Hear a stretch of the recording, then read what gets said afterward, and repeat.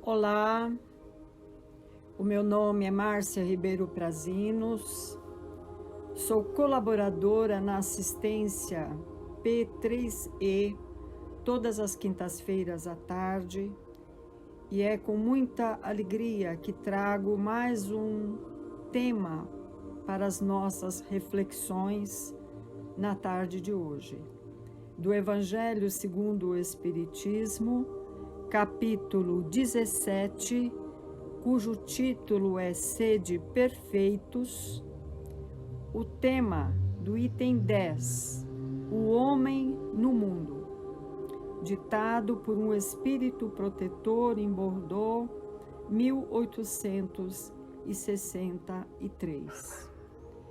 E ele inicia a mensagem dizendo que um sentimento de piedade deve sempre animar o coração dos que se reúnem sobre os olhos do Senhor e também imploram a assistência dos bons espíritos.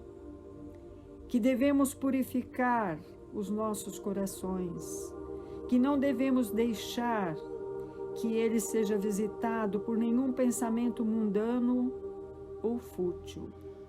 Que devemos levar o nosso espírito àqueles por quem nós chamamos, a fim de que possamos encontrar a disposição necessária para lançar em nós mesmos profundas sementes que devem germinar nos nossos corações e produzir os frutos da caridade e da justiça.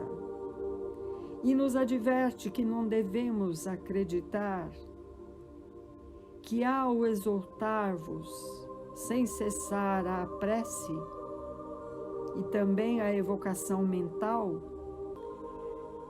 a espiritualidade aqui também diz que nós não devemos acreditar que pelo fato de nós sermos convidados a orar incessantemente, a evocar mentalmente os espíritos para nos auxiliar, que isto deve ser o cotidiano do homem no mundo. Não, porque o homem no mundo deve viver como homem no mundo.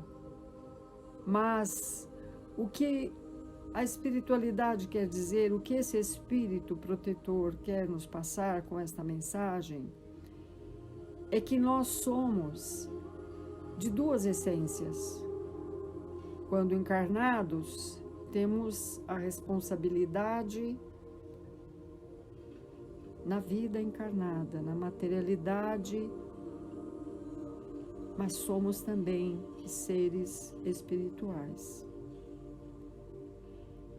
Então ele fala que nós devemos viver como homens da nossa época, como devem viver todos os homens. Uma reconceituação da pureza mental.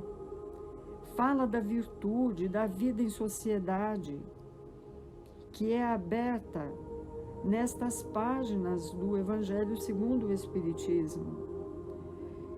Esta mensagem também nos traz o paradigma da caridade, da benevolência mútua, que vai dar esta base para a revisão das relações nossas como espíritas e com a sociedade. Traz também nesta mensagem uma nova ordem que surge sobre o prisma do espírito, regendo a vida em comum. Portanto, na teologia espírita há uma lei regendo o caráter sociável do homem, a lei da sociedade, que se encontra no terceiro livro dos Espíritos, com as perguntas 766 e 765. Este é o convite para que o homem no mundo trabalhe em si mesmo os valores imperecíveis como Jesus nos ensinou. E a mensagem continua dizendo que não devemos julgar, trazendo-nos a reflexão que nós podemos, por um determinado tempo da nossa vida material, que pode ser maior ou menor na sua duração, até vivermos de forma descuidada, indiferente, sem a menor noção de solidariedade, vivendo-se somente para nós, esquecidos de tudo e de todos que nos cercam.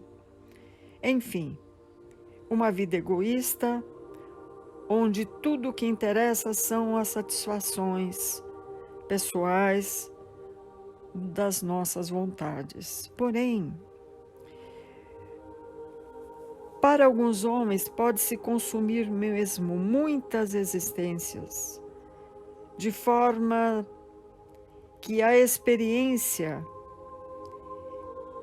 em muitas vidas sucessivas, as quedas e as conquistas vão moldando este caráter e vai nos lapidando. E por isso, Jesus, num determinado dia, conversando com seus apóstolos, disse a eles: sede perfeitos, como perfeito é vosso Pai Celestial. Evidentemente que o mestre, ele não queria, com tal exortação, dizer que nós podemos chegar à perfeição do Pai Celestial. Deus é um só, é único, onipotente, causa primeira de todas as coisas. Mas Jesus nos aponta como modelo para a nossa busca e a nossa perfeição. O que certamente Jesus quis dizer que nós possuímos em nós esse potencial de crescimento espiritual e que nós mesmos desconhecemos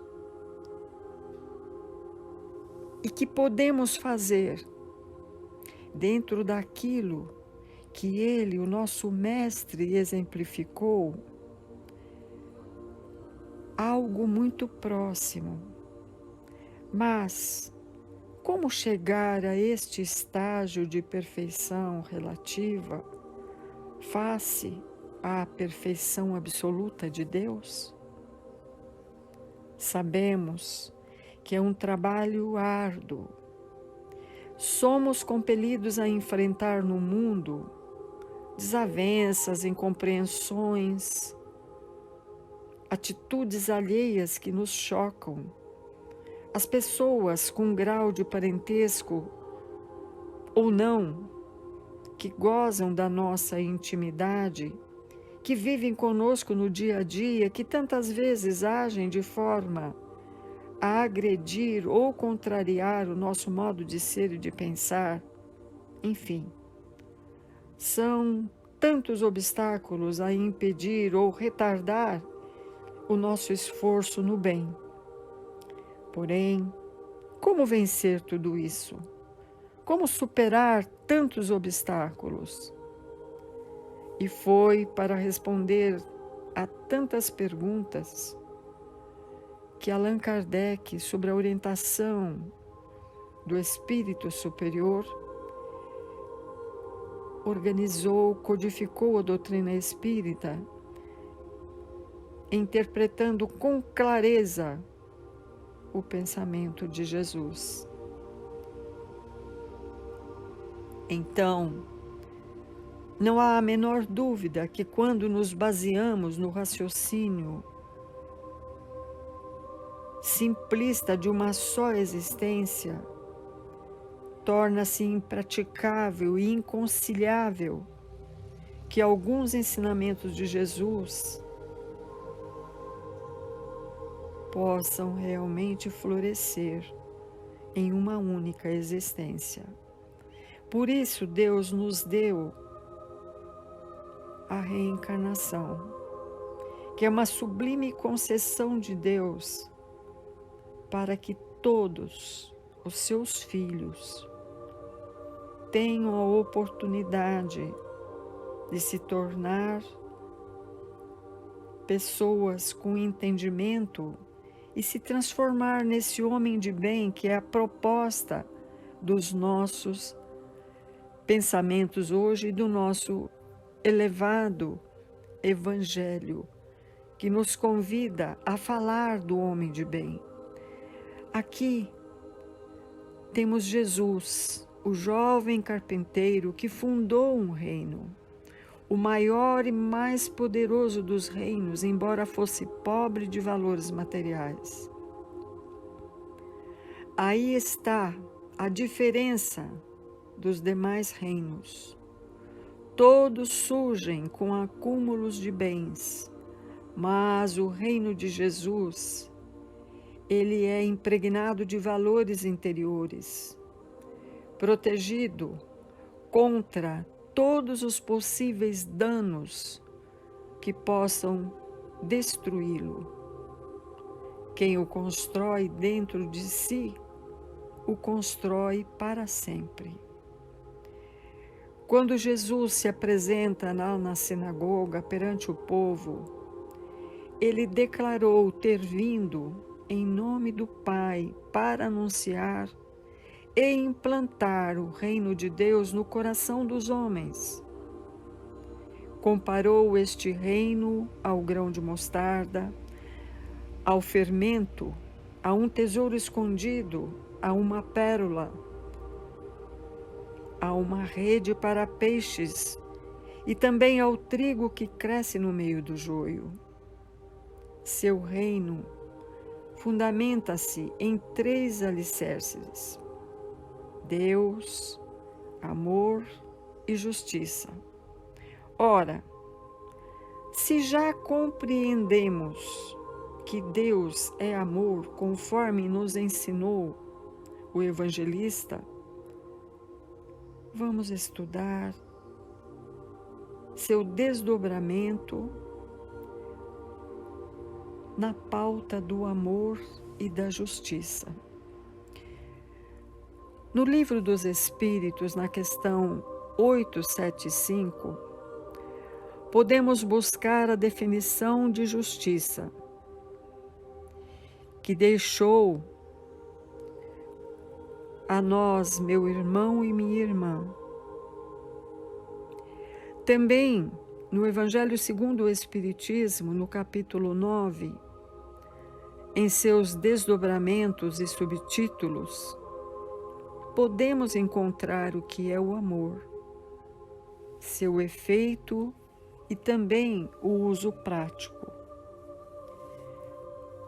Mas para o estudioso mais atento, há comentários muito edificantes de Emmanuel em seus livros Caminho, Verdade e Vida, Vinha de Luz, e ainda a resposta à questão 673 do Livro dos Espíritos, embora não se refira ao assunto, traz comentários muito importantes sobre esta postura para a implantação do reino de Deus nos corações do homem. Porque o homem do mundo, para vencer o mundo, ele tem que estar ligado a Jesus. Desde já, precisamos nos apressar em desligar aquele criticador para que os hábitos do acholismo, onde muitos ainda acham aquilo ou aquilo, mas considerando ser dever do outro fazer, para alçar o reino de Deus no coração, 4 condições são essenciais: libertação pelo autoconhecimento, humildade para perceber as nossas imperfeições, persistência no bem, crescimento espiritual. Todos são conquistas do esforço próprio, que exigem, no mínimo, iniciativa que deve ser acompanhada pela perseverança.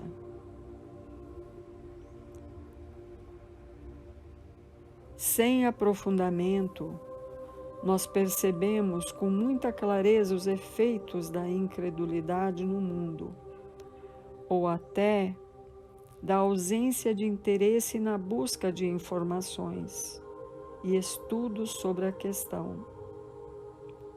Aí estão difíceis quadros sociais a desafiar o homem. E mais interessante que este implantar do reino dos céus e do reino de Deus no coração do homem, como nos propõe Jesus, é modificar o ambiente, as circunstâncias, tudo aquilo que nos envolve, nos rodeia, favorecendo a todos, para que a harmonia, a paz seja presente na vida de todos nós. Fácil não é. Individualmente já é um grande desafio. Imagine coletivamente, falando com a diversidade de estágios evolutivos que nós vivemos. Mas é a única alternativa para a construção desta paz interior e social que tanto almejamos, para realmente sermos homens no mundo, trabalhando em favor do bem, pelo bem e no bem, como nos ensinou nosso querido Mestre Jesus. Muita paz a todos.